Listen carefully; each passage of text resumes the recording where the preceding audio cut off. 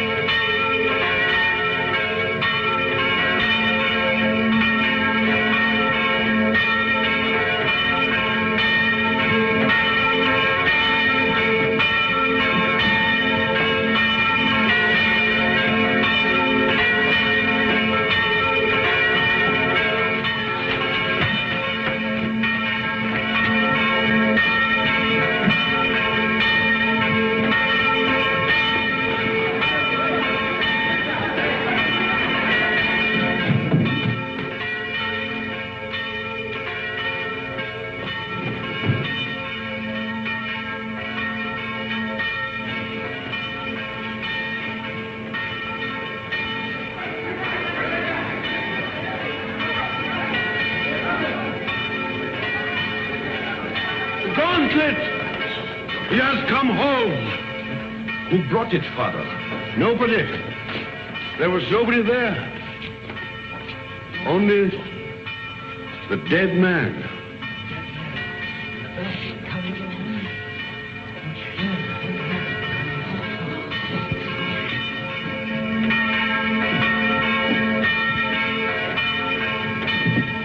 Who is he? Did he ring the bell to say the gauntlet had come home? He was dead as it rang. Nobody was up there. Los Angeles, California, an American. So there it was. The miracle of the gauntlet that had come home with no one to bring it, of the bell that rang with no man alive to pull the rope, and of course, the mystery of the dead man. That was the end of the story. But this story had really begun many years earlier. August 1944. The Allied liberation of the south of France.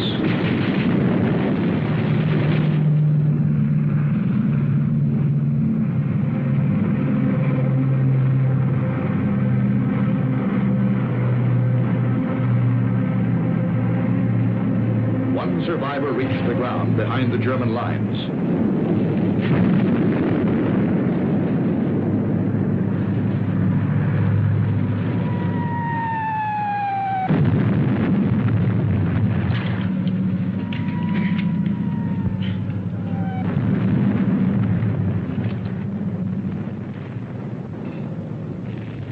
Hold it.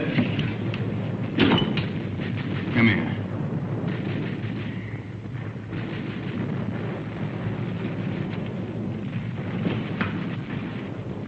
Come on, closer.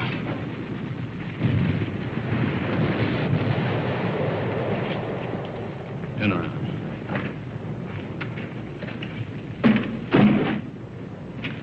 What's that? Those are my sketches. See, I'm a newspaper correspondent. I draw over the papers. Battle scenes, impressions. My name's Paul Rona. I see yours is Blake. Lieutenant Blake. How come a German speaks as good English? Who said I was German? No, what are you? I've changed passports so often I've lost touch. I was educated in England. My mother was a Czech, my father was a Pole. In those days, the Poles were Russians, the Czechs were Austrians. So you work it out. The Americans are wasting an awful lot of ammunition. You need every shell you can get when the German 19th Army counterattacks at dawn. You're going to be pushed into the sea. Oh, yeah?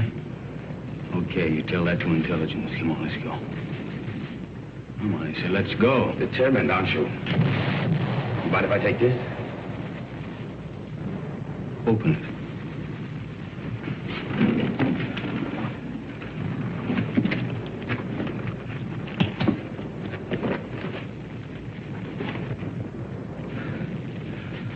I told you I sketched.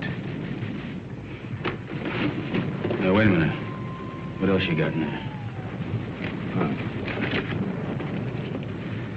It's a green glove. Something very valuable. Listen, Blake. If you let me go, it's yours. It's worth enough to make you rich for the rest of your life. Huh? Look at those gems. I told you I sketched. That's merely a sideline. In peacetime, I'm an art dealer. Antiques. I have a shop in London, Paris, even New York. You've probably heard of it. Rona's, close to Tiffany's. Never been there. Blake, this glove is worth a fortune if the old collector would be... Come on, let's go.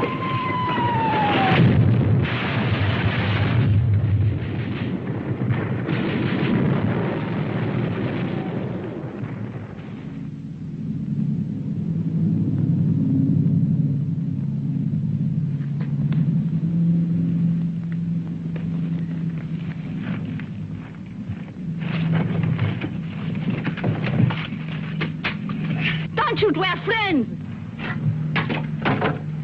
We were looking for you ever since we saw you drop from that plane. Don't worry. The underground has helped many others before you. There's a German here. Where is he? Nobody here, monsieur. I guess a shell must have got him. Hurry, please, hurry. Wait a minute. Germans are counterattacking 19th Army. I gotta get a message through. A messenger will leave at once. Promise? I promise. Of course, let others worry now. Pierre, help him.